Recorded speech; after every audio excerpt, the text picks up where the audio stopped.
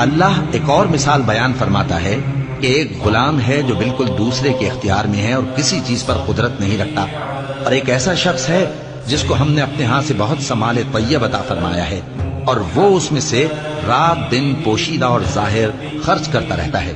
تو کیا یہ دونوں شخص برابر ہیں؟ ہرگز نہیں، الحمدللہ، لیکن ان میں سے اکثر لوگ نہیں سمجھ رکھتے۔